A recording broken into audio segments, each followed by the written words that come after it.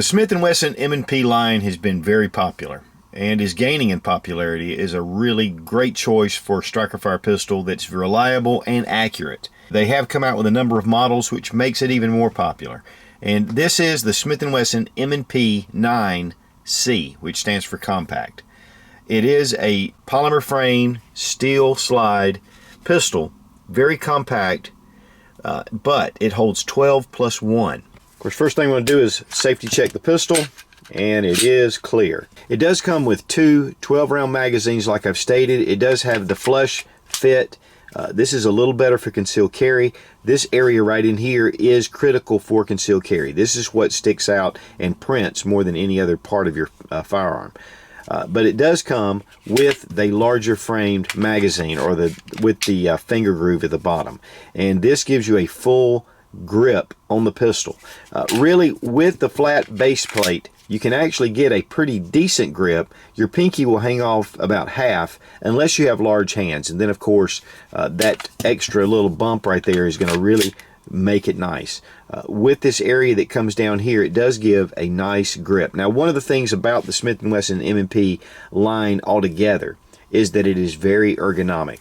I've always found that the Smith & Wessons, the M&P series, have been very ergonomic over what the Glock has. One of the big things about that is the thinness right here in the grip. It really allows your finger to kind of pinch in, and it gives it a really nice grip. One of the things I find though about this pistol is that for me it has a very natural point of aim. I can pick a place on the wall, bring up the pistol, put it back down at my side, close my eyes, bring the pistol back up, and typically I'm really close to where that point is. There are some pistols though that don't allow me to do that, and it'll be the same for you. Certain pistols just happen to fit your hand better, and it gives you more of a natural point of aim.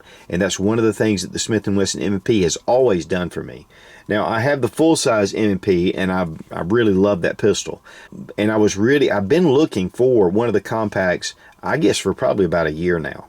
Now, speaking of mags, one of the great things about this pistol is that it shoots the mags out definitely. I mean, they come flying out. What I really like, though, is the magazine release as far as being able to grip it. When I grip a gun, typically I have to adjust my grip to get that mag release. With the M&P, I can, and it's a little bit of a stretch, but not bad. I can get the tip of my thumb in there and hit that mag release and dump it without changing my firing grip. Now, one of the great things about this mag release is that you can take it and switch it from the right side to the left side, and it's fairly simple to do. It's in the owner's manual, but it is very quick. But it's also ambidextrous with your slide release. Bring back the slide, and right here it locks, and then on the other side you have a release as well. So it's going to be very ambidextrous friendly. The slide is stainless steel. It's a really nice matte subdued finish that really matches well with the real matte finish of the polymer frame. With the back strap here, and I'm going to show you, there are 3 different back straps that come with this. This is the small, but it has a really nice texturing. I mean, it's not super aggressive to the touch, but yet it feels good in the hand. Up here at the front, it's also very aggressive, nice, good feel to it. But you're really going to need that because the frame itself is fairly smooth. Just a little bit of resistance, but not much. You can see that the mag release has that same kind of texturing. To me, this pistol is a very attractive looking pistol. I mean, it just looks great. It looks better than the Glock to me, just some of the styling. I think part of it is the serrations right here on the slide, and as you can see, they are kind of scalloped. And you know, if you really look at first, they don't look as aggressive as they are. They're kind of hidden back, but man, they are easy to grab. I mean, this really is a very positive gripping. You know, I would like to see maybe some serrations on the front for press checks, because I do personally like to do press checks and to check to see. But one of the great things about this pistol is right here is a loaded chamber indicator, which is really great because a lot of guys despise one that protrudes out of the pistol, and there are a different number of pistols that do that. But with this one, there's no tactile indication. You have to visually see it. Here I'm going to take a dummy round,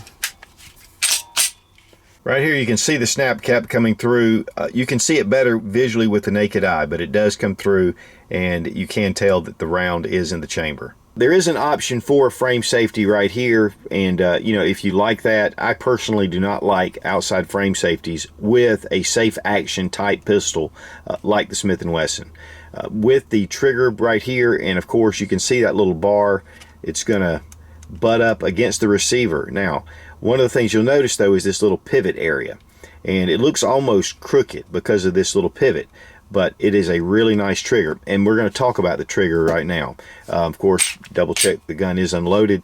One of the things about the Smith & Wesson is originally with the M&P, the trigger was not all that great, and the reset was almost non-existent. They incorporated a really good trigger system with the shield, and this new M&P has been upgraded to the shield type trigger. And so one of the things about this trigger pull is that it is really smooth right here. I mean, it is a really nice smooth take up, and then it's actually a little heavier than your Glock. I checked with my Lyman trigger gauge, and it's running about 7 pounds, which typically your Glock runs between 5.5 and 5 pounds. So you're going to get a little more of a trigger pull. But one of the things about the Glock is it stages a little bit before you hit. It gets a little spongy. Now, after shooting hundreds and thousands of rounds, they definitely work their way out, but so will the Smith & Wesson. One of the features on the trigger that I really like is right here you see this little protrusion at the back of the frame. When you're bringing your trigger down together, get it right here, you have your brake, it's a trigger stop. And this helps from over travel. So once you hit that, you hit a wall, it's done.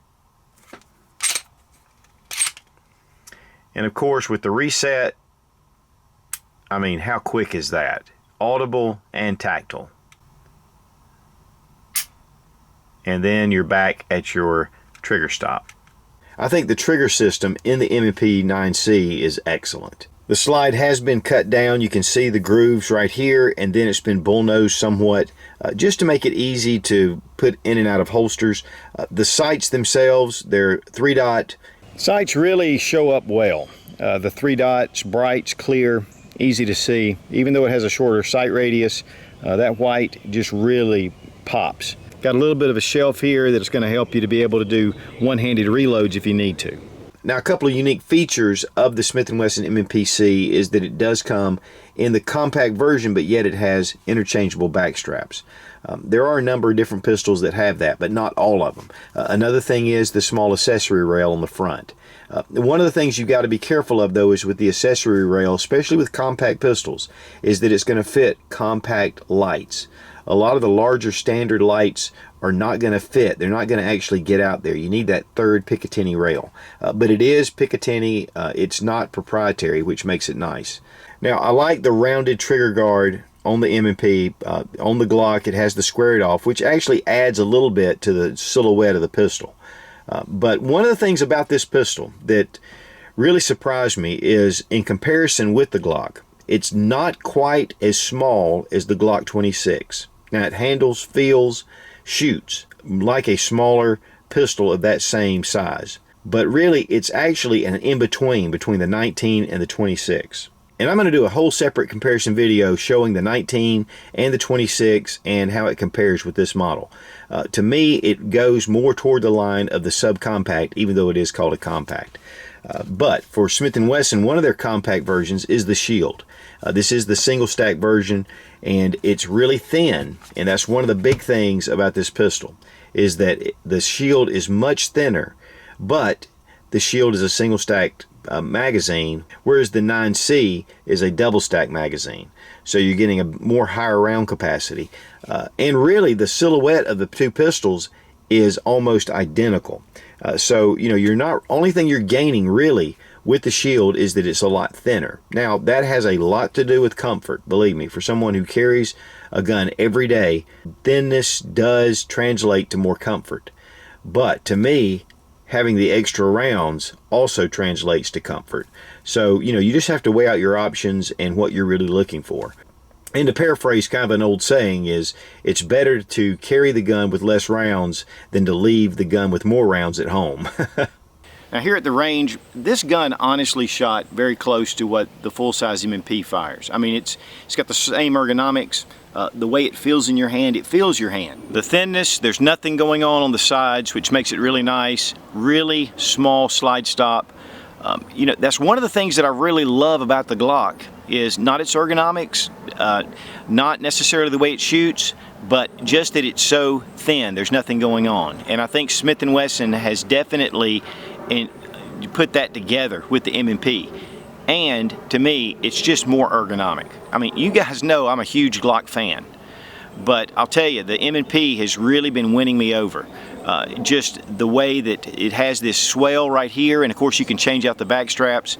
And I mean, look at this FDE frame with this black. I mean, this really accents. It's a beautiful gun. In fact, I put a number of pictures of this on Instagram and people just went nuts. You know, really truly guns are an art form, and it's also a sport. So the more ergonomic and the more fluid the lines, not only the more functionality you have, but the better it looks. And I mean, this gun just looks fantastic. The barrel length is 3.5 inches. The weight on the 9C is 24.5 ounces. That is in between the Glock 19 and the 26. One of the great things about this, though, is the ergonomics, to me, belie the weight of the pistol. And I think it'll give you a lot more confidence. This pistol it grips very well, it fires very well, and at the range, it shoots like the full-size M&P.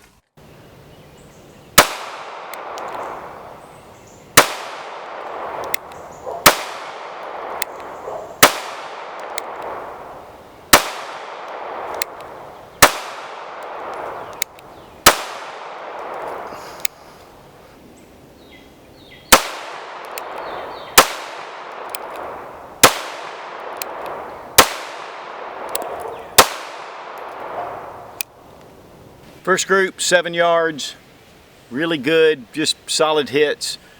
Here we went out to about 15 yards. I kind of doubled the space, a little bit more flying, but still keeping it really together in there. And that was 115 grain HPR full metal jacket. I'll tell you, this is just an exceptional feeling shooting handgun. I mean, it belies the size. It seems like it would be a lot more snappy, but it's just right on target. Of course, these are easy to see targets, excellent target system. Now here we have the full-size M&P and then of course the 9C. One of the great things is the M&P does carry 17+1 compared to 12+1 with the 9C. But what I really like is that you can use the standard 17 round magazines in your 9C. And so obviously it will hang out.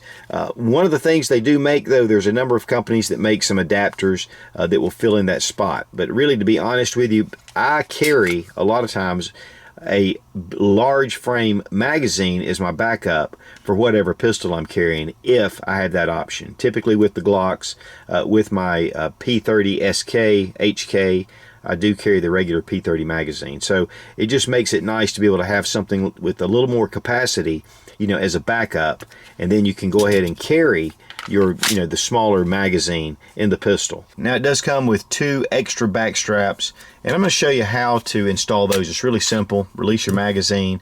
Right here, just turn this little bottom part about 1/4 of a turn, and then just pull out. When you first get it, it's going to be a little tough to do, but no big deal. Now just remove the back strap. One of the things that I like is that they are marked, and you know, here's that, you can see the S right here, that's for small obviously, and then you have medium, and then of course this definitely is the large, and that way you can place whichever one you want to put on here.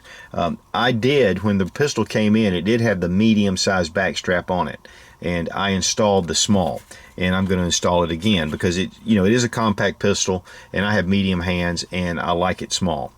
And then you just take your tool and put it back in, and then it locks into place. Now, one of the things I'm going to do, I'm going to show you, this is also a tool for a couple of other things for your pistol, and that is concerning disassembly. So let's go ahead and disassemble the pistol. We have released the magazine and the gun is unloaded. First thing you want to do is bring your slide back and engage your slide stop. Right here is your takedown lever. Just pull it down.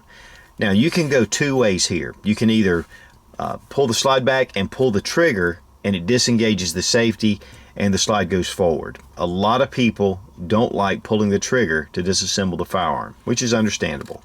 And if you want to do that, which I don't mind, I do it all the time, but pull out your tool again. Right here beside your ejector, there's a little lever, and it's actually a yellow color. And you just take your tool and you bring that lever down, just like so. And that disengages the striker. Then all you have to do is release your slide stop and the slide will just go forward. Okay, we have a recoil spring, and I do want to make note of this specifically because it is one of the flat wound recoil springs. This definitely helps with felt recoil.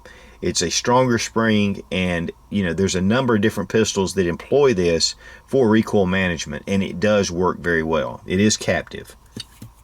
Of course, then you have your barrel just lift out, and of course it's inspired by Browning linkless design, as most of our modern pistols.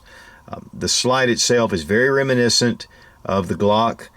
One of the things about the frame, though, is that there are a few more different moving parts, a little more than the Glock, but pretty much very similar in design, obviously, with that really classic pistol.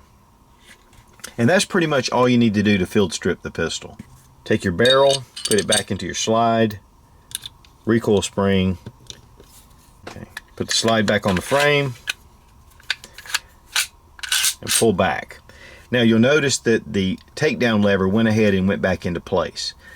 Here, and we're going to take a look at it, the sear disconnect lever, though, is still sticking out. But one of the great things is, and this is the way it was designed, is you just take your magazine, and when you insert it, it goes right into place. So the gun cannot fire with that lever down, and it does add a good safety feature to the pistol. So that is one thing to consider. Does come in a nice blue box, and just opens up the typical Smith & Wesson wax paper like this. Helps protect the gun. It just shows that they care about their firearms. Of course, it's a fitted case with your bag straps, as we've seen, and the magazines. Of course, the wonderful lock, owner's manual, registration card, and a spent case from the factory. Very nice and typical for a lot of gun companies. The box, though, to me is a little bit more exceptional. Of course, this goes in my junk drawer. Now I'll talk about a couple of things that I really like, a couple of things that I don't like. First off is the ergonomics on this pistol is just, again, exceptional. I am so used to carrying a Glock 26 or a Glock 19. And I've been doing that for years and years. And one of the things about the M&P is it just fits the hand better. Just hands down. And so that's one of the things. Another thing about the M&P is that it just is a very great looking pistol. Even without the FDE frame. It just has a really beautiful feel to it. And the 12 rounds over 10 rounds in the subcompact. I really like that because to me this is more in the class of the Glock 26 than it is in the Glock 19. And again, we're going to be looking at that pretty close coming up. But a couple of things that I don't like. One of the things is the disassembly. It is a little bit cumbersome with the disconnector lever and taking out this little piece. Of course, you can bypass that just by pulling the trigger. And if you do, it's actually a little easier to disassemble. But that is one thing, just some of the complications that are involved in that. The second thing is that it is just a touch larger than the Glock 26 or the Glock 27. Of course, this is 9mm. So it is just a little bit larger, but you are getting the 2 extra rounds. So I really count that as a big wash. Now, to me, one of the great advantages of the Smith & Wesson M&P is its price. On the retail price side, it's about $560. But I saw them in a number of places online for around the $420 range. That is fantastic, guys, for the quality, because the M&P matches quality with any of your polymer frame pistols. And most of them, and let's take the Glock for instance, the Gen 3 runs around $500 street price and around $540 for the Gen 4. So you're getting a really high quality matched the same as the quality of the Glock for about $100 less. And that is really an exceptional value. So I think that the M&P line is really a great pistol in itself, even if it was at the same price as the other pistols. And yet you're getting a really good quality pistol, very ergonomic, and made right here in the USA. And of course, Smith & Wesson, those guys have been around for a long time, making really great quality firearms. So Smith & Wesson, I have to give you a big thumbs way up on the M&P series, and specifically the M&P 9C. Just excellent. Be strong, be of good courage. God bless America. Long live the Republic.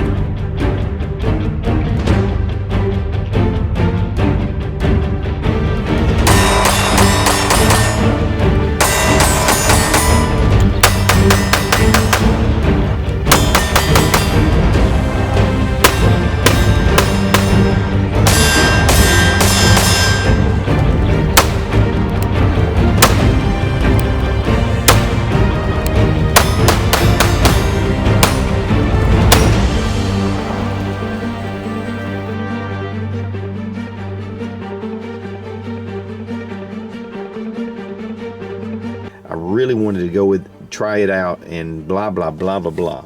Whereas the M&P Compact Shield, whereas the M&P here we have our magazine.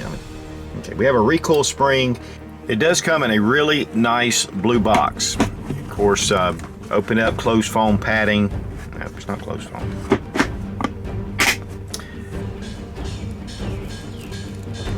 Good gosh, man. They start that right when I hit the button.